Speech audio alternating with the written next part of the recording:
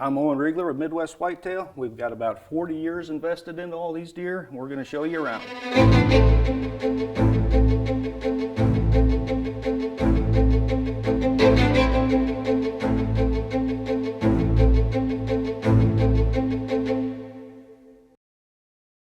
Well, like I said, it started 40 years ago, and this is back in Michigan. I shot my first Pope and Young buck up there. Did everything wrong you could think of. It took me 6 years to actually kill a deer with my bow. A lot of people don't know that, but I'm quite open about it. I don't think I'm better than anybody else out there, but I think it was 1996, so I'd been bow hunting almost 10 years at that point. I'd always just go out regardless, who knows what you're going to see. I had seen this buck 2 years prior. In Michigan, usually you don't hunt them from year to year. They always get shot every year. Well, I was down in the river bottom, Thornapple River around Middleville, and I remember that morning I just kept rattling. Every 20 minutes I'd hit the horns, and finally, it's a nice crispy morning. I can hear him walking. Comes down into this low bottom, which is all flooded timber, comes walking down in there and gives me a 15-yard shot. I make a great shot on him. Sneak out, call my dad, and my dad comes and gets him with me, recovers him, and that's one of the things, some of the hunts that have happened recently have been really a strong point, I guess, to me, is all these memories I have with my dad. So that's a big one in my life right there. That one kind of got it started.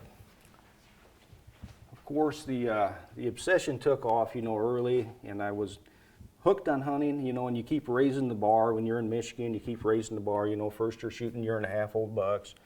Then the bar goes to 2.5. Okay, what's the next challenge you want to do? So raising the bar to Pope and Young deer or older age class bucks, I was watching all these VHS tapes and stuff back at the time. That's what you had. And finally it was like, well, I want to go out of state and hunt because we just don't have in Michigan what I want to hunt at this point. So moved out here in 2002. This was 2 years later, 2004, hunting the biggest deer in my life, and I hunted him for 30 days straight, basically, and had 4 different encounters with him. Missed him once. I didn't talk for almost a week when I missed him. It was that bad. And so finally I kept hunting, and finally we got him on November 27th, 2004. I still remember that. Of course, at the time, that was my best buck. Still one of my best bucks to this day. So grossed 186 inches, if anybody cares about that. I know nowadays you can't talk about it, but that's what he is. So moved to Iowa in 2002, 2004, I'm hunting the biggest deer in my life. We get that buck. The very next year, we kill a deer that's even bigger than that. It's hard to believe you topped the 186, and then I killed one that was 194.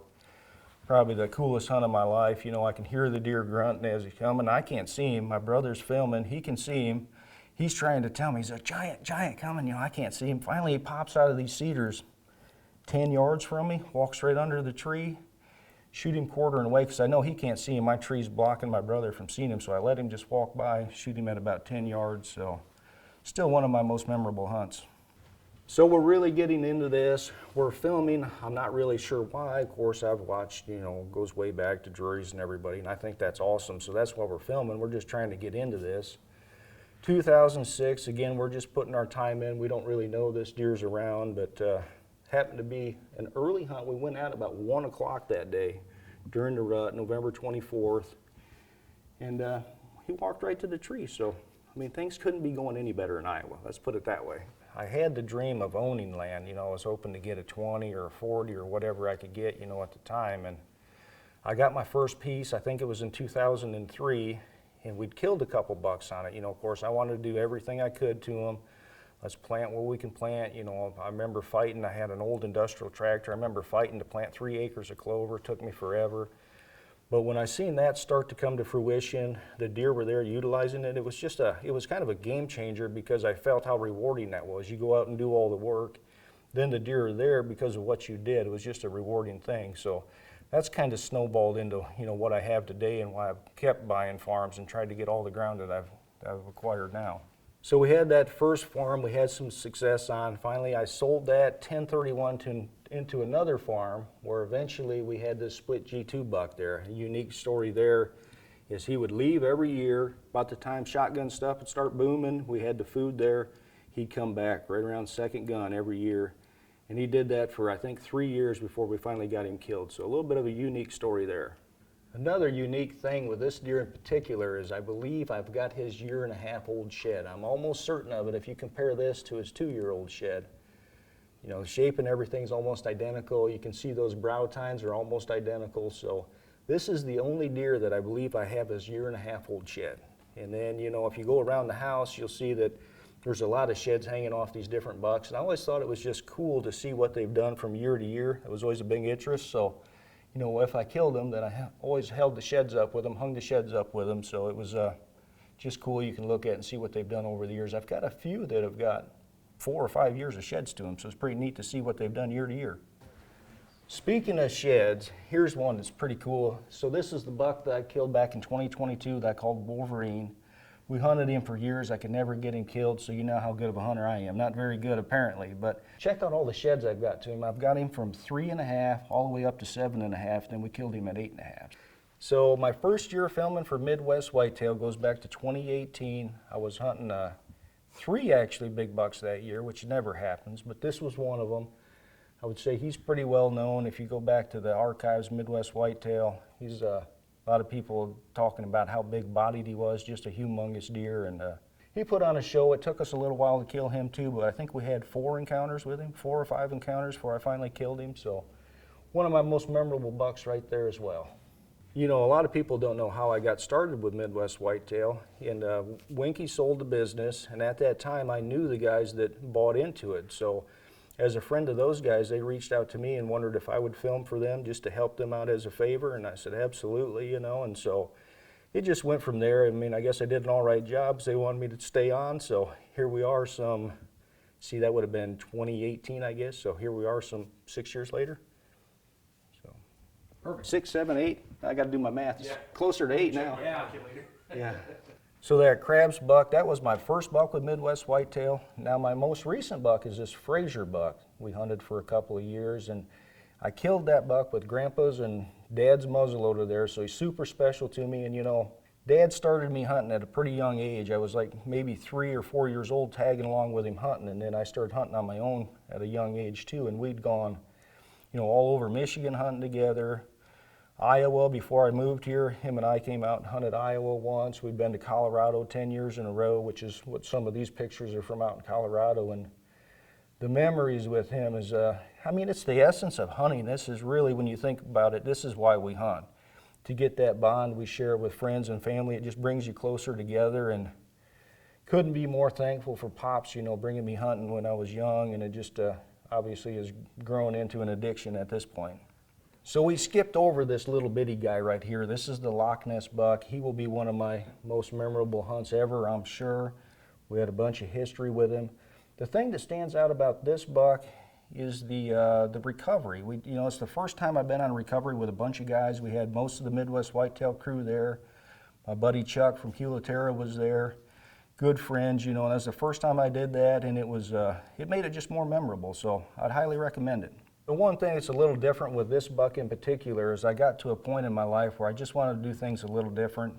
So we turned off the cell cameras. I was running just SD cards, which you could go out and check the cards. Of course, if I had a good wind direction, I would go check them from time to time. So I'm still running cameras, so it's not like, you know, I'm trying to say I'm some big deal because I went out there and stalked him on public ground and speared him, you know, but just a little.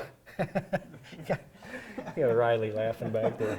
But you know, just to do things a little different, I wanted that challenge on this particular buck, and you know, it was a lot of fun playing chess. You know, 2 or 3 year history with him, and just kept trying to figure him out and doing everything I do on land, and he kind of read the script.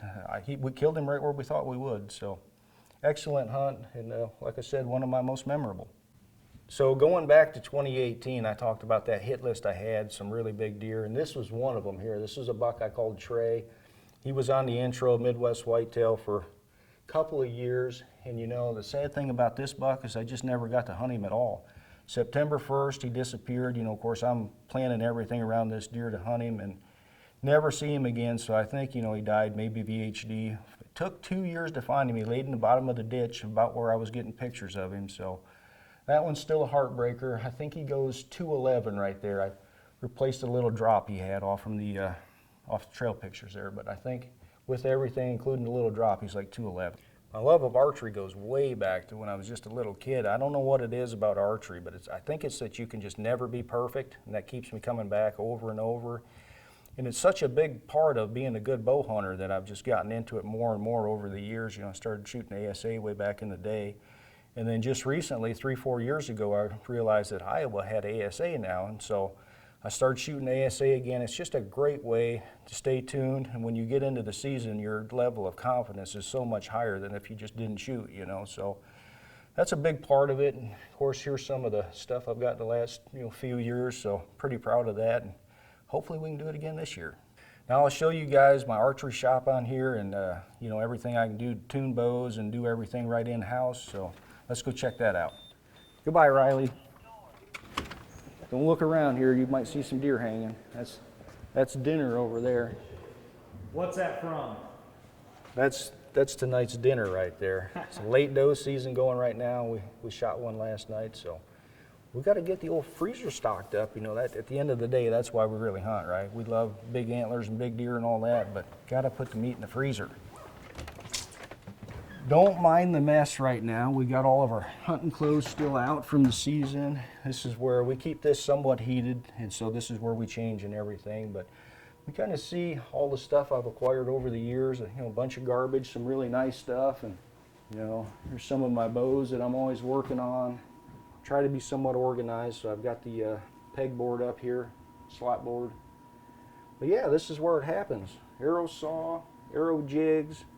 Of course, I've got my paper tuning stuff, my bow press, everything you need to work on your bow is right here, which is super important for accuracy, penetration as well. You've got to have a tuned arrow coming out of your bow. So everything is right here to do that.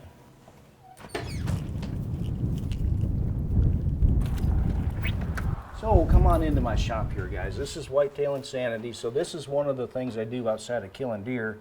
I've got the Whitetail Insanity business. I've been in the swimming pool business for 32 years. Just now getting out of that. So we're going to do the Whitetail Insanity thing, which is everything land management, seed business, basically everything that I use for hunting, seeds, trail cameras, all that kind of stuff. We're going to sell here, chemical as well. I think I said that, but basically that was the idea. Is everything that I would use is what I want to sell. So it's not things that's like I don't believe in or just trying to sell you a product. It's everything I believe in. You might notice my logo here actually looks similar to a buck in my house. This is the Loch Ness buck, and so that was the logo. Here's the front of it, and here's the back. So thought that was pretty cool to incorporate that into my logo. Insanity, I don't think offends too many hunters, Whitetail Insanity, because we are kind of insane about it. When you think about all the trouble we go through to hunt deer, it is insane. All right, let's head back out here and see some of the equipment we've got.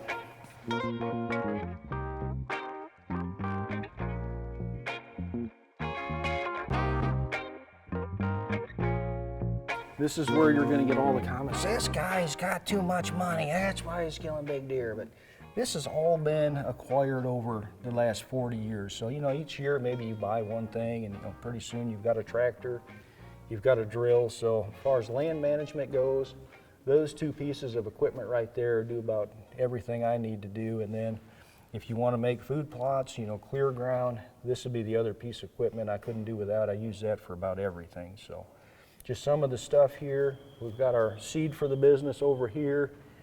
Blinds, obviously, you can see those as well. So we just use this mainly for storage. And you know what else is kind of interesting? You might look at my EHD wall over there. That's pretty impressive too. So you know how EHD's been here in Iowa the last, 10 years, and we've gotten dinged up with it pretty bad over the years. If it wasn't for that, we'd have some ridiculous hunting. But you can see some of these here. Most all of these are EHD bucks. I mean, I got one velvet muley I killed out west in here. One small bull elk killed way back, I don't know, probably late 90s, I would say. So just interesting to come out and look. A lot of these deer I can remember right where I found them. That's the thing about antlers, it's just a work of art. I can remember almost everything about them, especially on the hunts. I can tell you the hunt, the day I killed it, exactly how it went down. So just another piece of art here for me. You got to display them, and we just love them, so we're not going to throw them out in the ditch or something like that, so we display them any way we can. Well, this is my life, 40 years of doing this. You know, if any of those deer that you've seen earlier, you want to check those out, you can go to MidwestWhitetail.com. Anything you'd like to buy from Whitetail Insanity, blinds, seed, whatever, you can go to whitetailinsanity.com. So appreciate you guys checking this out.